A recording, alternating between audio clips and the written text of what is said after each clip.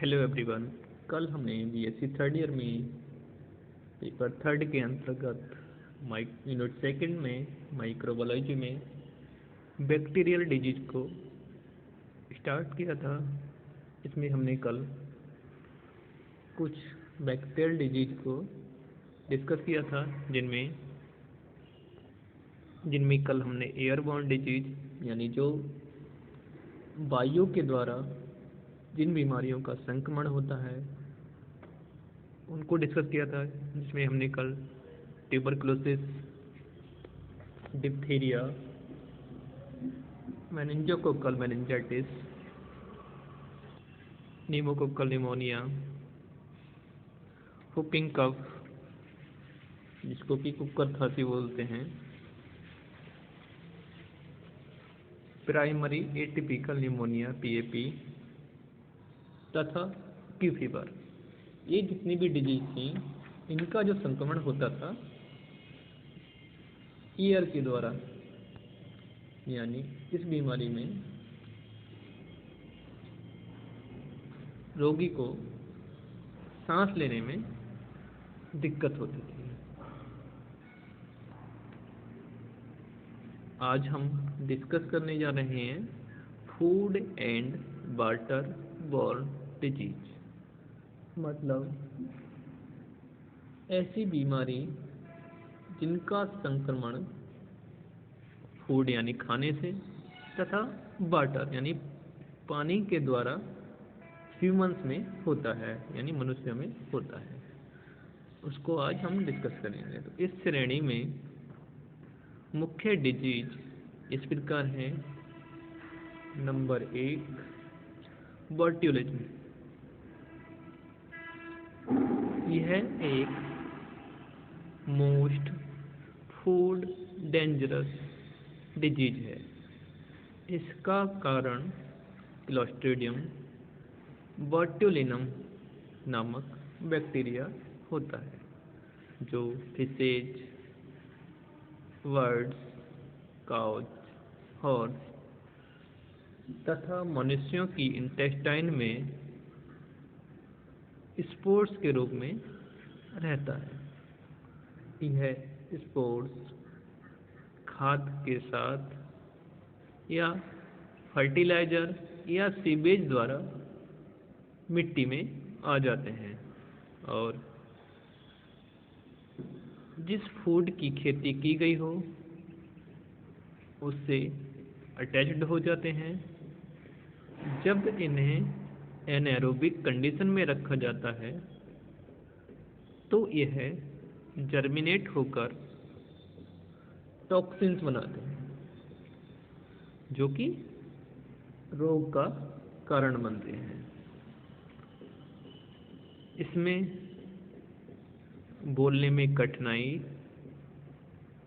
निगलने व चबाने में कठिनाई एवं दृष्टि दोष यानी देखने में परेशानी आ जाती है।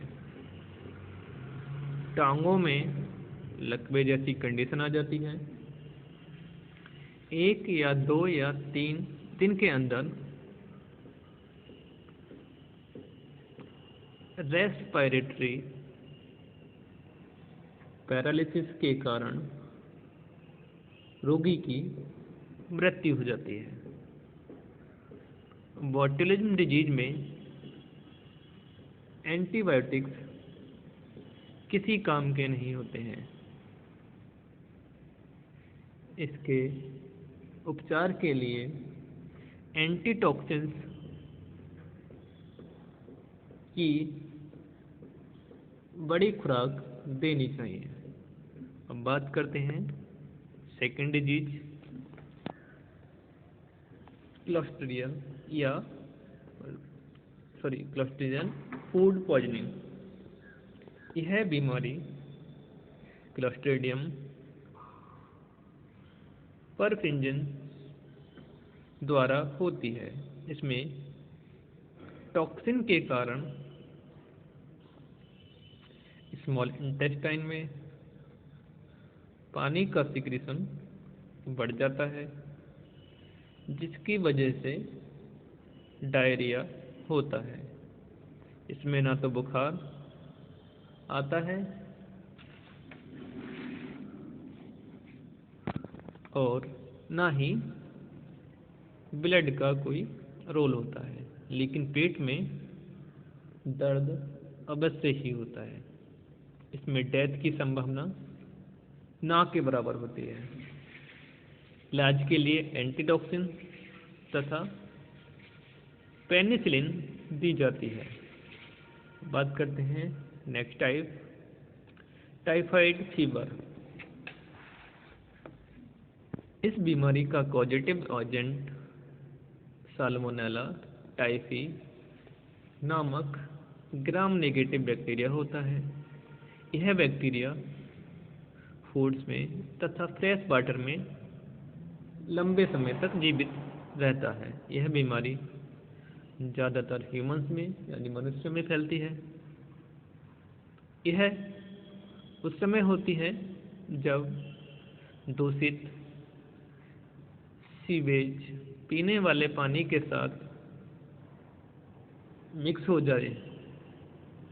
मक्खियाँ भी इस बीमारी को फैलाती हैं, मतलब इस बीमारी को ट्रांसमिशन में जो हाउस फ्लाई होती है, इसको कि मस्का डोमेस्टिकस बोलते हैं, वो इसको फैलने में काफ़ी हेल्प करती है। यह बैक्टीरिया स्मॉल इंटेस्टाइन में तेज़ी से मल्टीप्लाई करता है, जिसकी वजह से थोड़ी कब्ज तथा मल के साथ ब्लड निकलने लगता है।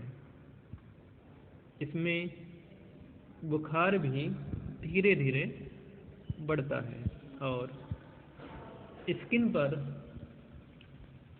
रेड कलर के स्पॉट्स आ जाते हैं। इस बीमारी का ट्रीटमेंट पहले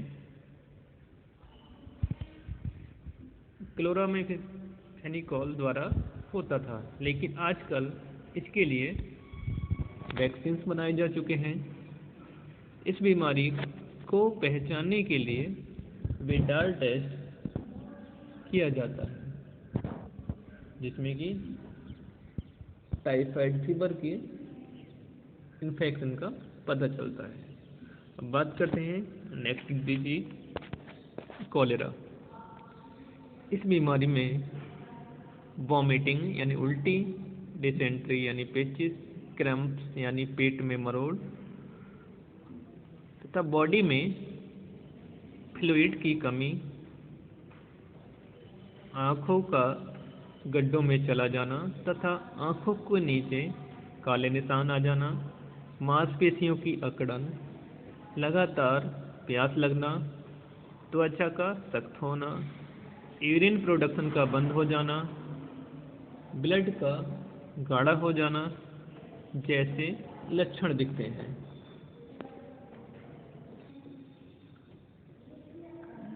ब्रेन में ब्लड का फ्लो कम हो जाने के कारण रोगी के कोमा यानी बेहोशी में आने से ही जल्दी ही उसकी मृत्यु हो जाती है। यहाँ पर वो दिखाया गया है कि ब्रेन में ब्लड का फ्लो कम हो जाता है। ब्लड का फ्लो कम क्यों होता है? जब किसी व्यक्ति को कॉलेरा यानी उल्टी दस्त एक साथ होते हैं, तब उसकी बॉडी में पानी की कमी आ जाती है, जिसके द्वारा जो हमारा ब्लड का कंसंट्रेशन लेवल है वो बढ़ जाता है, जिसकी वजह से उसके फ्लो की दर थोड़ी कम हो जाती है।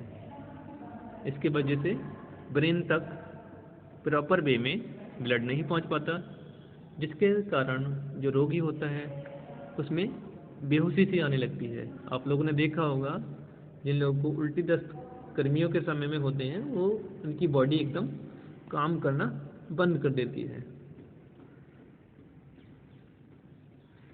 इस बीमारी का कॉजेटिव एजेंट विब्रियो कॉलेरे नामक ग्राम नेगेटिव बैक्टीरिया होता है।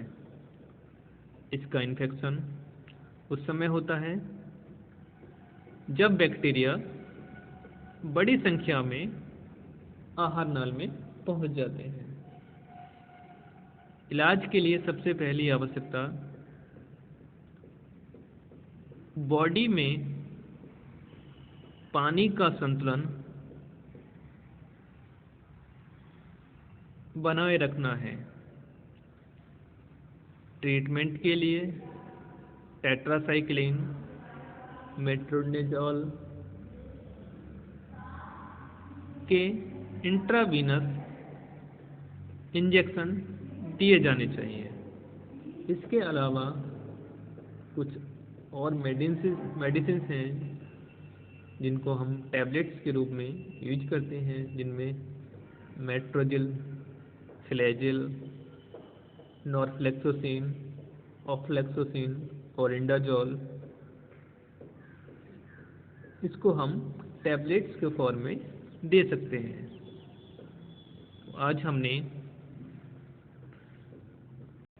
Food and water borne disease के अंतर्गत बॉट्युलिज्म,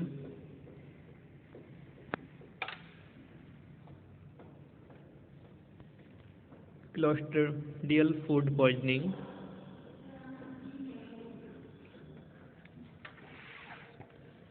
टाइफाइड फीवर,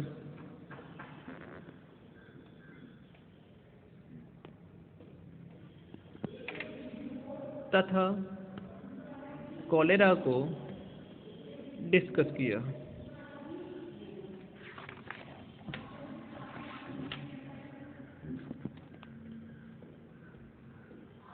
कल हम बैक्टीरियल डिजीज में सॉइल बोर्न डिजीज तथा एसटीडी या कॉन्टैक्ट डिजीज, एसटीडी को बोलते हैं सेक्सुअल ट्रांसमिटेड डिजीज, को डिस्कस करेंगे। Thank you.